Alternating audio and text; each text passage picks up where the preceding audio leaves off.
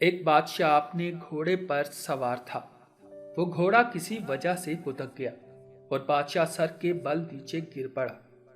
बादशाह की गर्दन की हड्डी के मोहरे सरक गए और वो गर्दन को हिलाने से कासिर हो गया।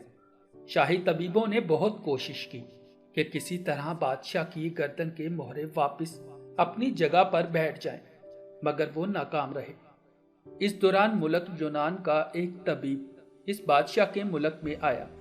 इसने अपनी काबिलियत की बिना पर बादशाह का इलाज किया और बादशाह की गर्दन के मोहरे अपनी जगह पर बैठ गए। बादशाह के इलाज के बाद वो यूनानी तबीब अपने मुल्क वापस लौट गया। कुछ अर्सा बाद वो यूनानी तबीब दोबारा इस बादशाह के मुल्क आया और बादशाह की खिदमत में भी सलाम के लिए हाजिर हुआ।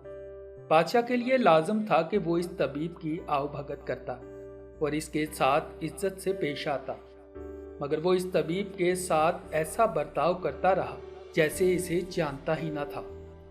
वो तबीब इस बेरुखी पर दिल बर्दाश्ता हो गया और बादशाह के दरबार से वापस लौट गया। इस तबीब ने बादशाह के दरबार से वापस आने के बाद अपने एक गुलाम को कुछ बीज दिए और कहा कि तुम ये बीज बादशाह के पास ले जाओ और इससे कहो कि ये बीज यूनानी तबीब ने दिए हैं। इन्हें दहकते हुए अंगारों पर डालकर इनकी धुनी लो तो तुम्हें बेहद फायदा होगा। वो गुलाम इन बीजों को लेकर बादशाह के पास गया और इस यूनानी तबीब के कहने के मुताबिक बादशाह को इन बीजों की अफादियत से आगाह किया। बादशाह ने फौरन आग जलाने का हुक्म दिया और इस आग में वो बीज डालकर इसकी धुनी ली।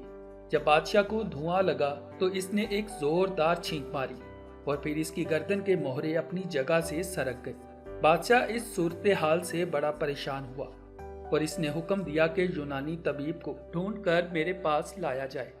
बादशाह का हुक्म मिलते ही शाही प्यादे इस यूनानी तबीब की तलाश में निकले, लेकिन वो तबीब ना मिला। नतीजतन इस मगरूर बादशाह की गर्दन ठीक ना हो सकी।